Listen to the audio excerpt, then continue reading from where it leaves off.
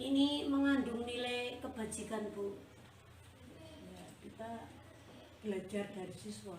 Ketika siswa itu kadang ada yang berkata tidak jujur, tapi kadang ketidakjujuran itu juga muncul demi anak itu membela diri.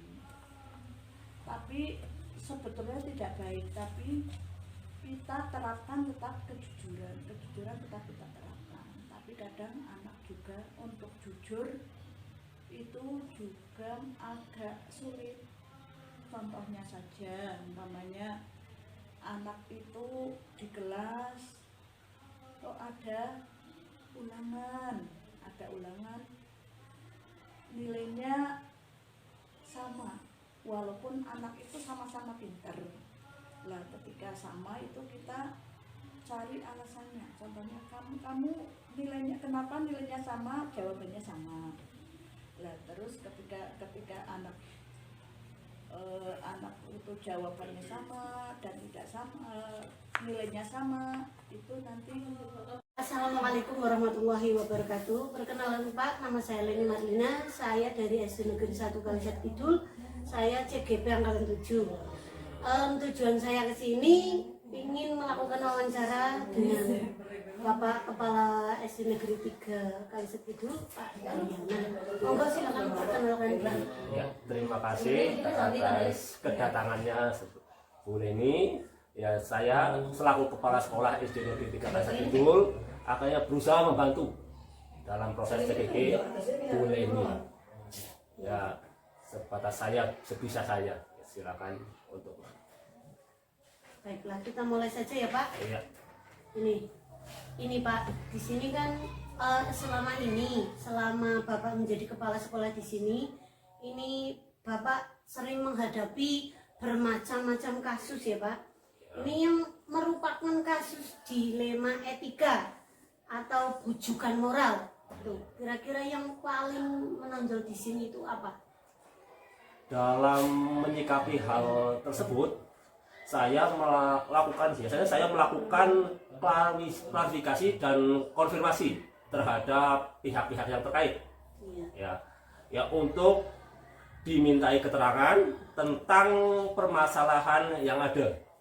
Karena ya, karena keterangan tersebut ya itu sebagai ya permasalahannya dapat diselesaikan dengan komunikasi yang baik.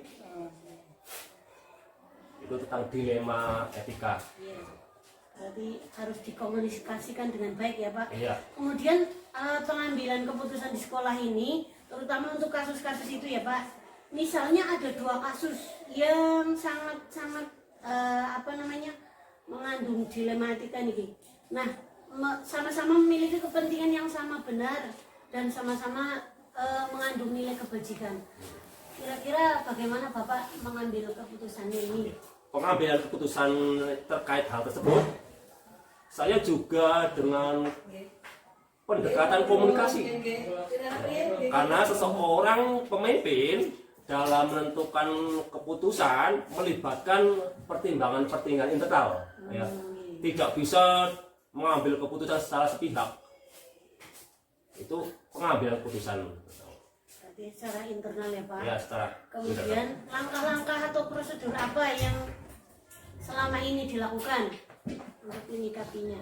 ya, prosedur yang saya lakukan disesuaikan dengan permasalahan yang ada dan dikomunikasikan dengan pihak-pihak terkait yang menjadi dasar pertimbangan saya untuk menentukan keputusan. Kemudian adakah hal-hal yang efektif yang dalam pengambilan keputusan ini Pak?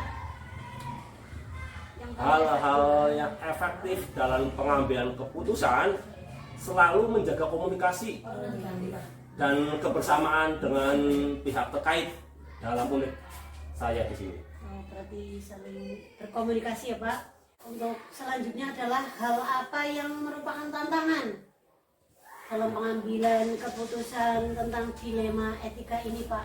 Ya, tantangan dalam mengambil keputusan adalah salah satunya tidak dapat memuaskan kedua belah pihak.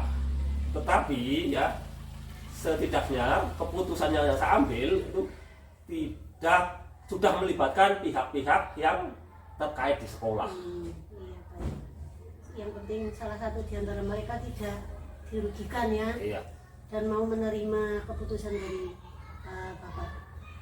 Apakah Bapak selama ini memiliki sebuah tata kelola ini atau jadwal kira-kira setelah mengalami atau mendapatkan dilema etika ini nanti kedepannya akan bagaimana begitu? Tata kelolanya apa itu Pak?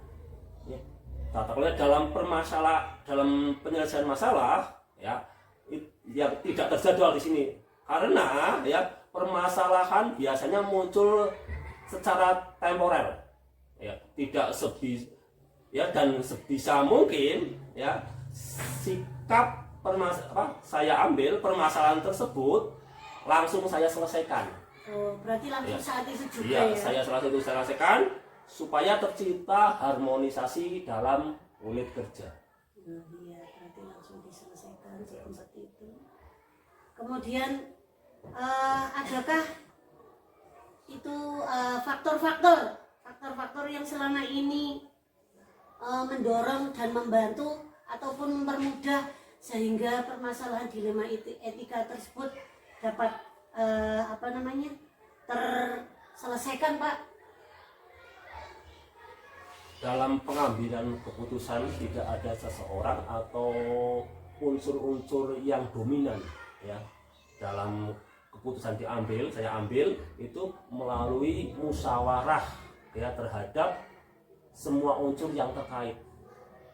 Jadi tidak ada yang dominan lagi. Saya melalui musyawarah ya terkait dengan permasalahan yang terkait dalam masalah tersebut. Iya.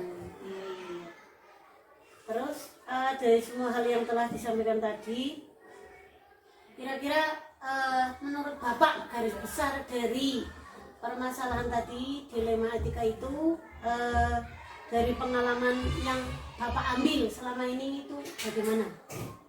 Itu keputusan yang bagaimana menurut Bapak?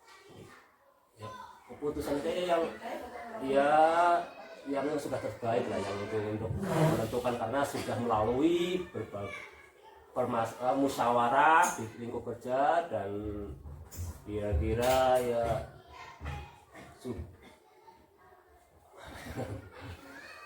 Ya, Ya, intinya itu sudah ya, yang sudah saya menjadi keputusan lah ya, sudah menjadi kesepakatan kesepakatan bersama. bersama karena Iya iya. Kemudian apa rencana ke depan? Ini calon pemimpin, para pimpinan dalam menjalankan pengambilan keputusan yang mengandung unsur dilema etika ini. Rencana ke depannya apa yang akan dilakukan, Pak? rencana ke depannya tentang permasalahan dilema. Iya, dilema etika. Iya. Rencana ke depan ya berusaha meminimalisir permasalahan-permasalahan yang muncul. Ya, kita melakukan kebersamaan di dalam unit kerja tersebut. Kemudian untuk di sini sendiri, di sekolah Bapak sendiri, bagaimana penerapannya dalam pengambilan keputusan dilema etika ini pada lingkungan sekolah Bapak? Penerapannya pada guru, siswa itu bagaimana? Penerapannya ya kita selalu musyawarahkan bersama kalau ada permasalahan, jadi sehingga kita dapat menyelesaikan masalah itu sesaat itu juga kepada teman-teman, kepada permasalahan dari guru, tidak bisa meluas ke permasalahan ke anak-anak semuanya. Iya. Jadi diselesaikan saat itu Saat juga, itu juga. disosialisasikan di sekolah juga, kepada siswa, kepada rekan guru juga. Iya. Ya ini saya kira cukup Pak. Terima kasih untuk wawancaranya hari ini. Semoga nanti ke depannya kita semua berharap lah ya, apa yang kita petik hari ini untuk dijadikan pelajaran. Kalau dilema etika itu memang suatu permasalahan yang memang benar-benar harus kita selesaikan bersama-sama dengan jalan musyawarah. Begitu Pak, terima kasih untuk hari ini. Mohon maaf barangkali saya mengganggu waktu Bapak Enggak, hari ini. Ya, terima kasih Pak Juli. Terima kasih atas sama-sama, waktunya. ya. Saya juga berusaha untuk membantu ya. Di sini saya juga dapat masukan dari hasil wawancara itu tentang di permasalahan tentang dilema etika itu. Ya, monggo ya dilanjutkan untuk ya ke selanjutnya monggo ya. Terima kasih sekali. Ya.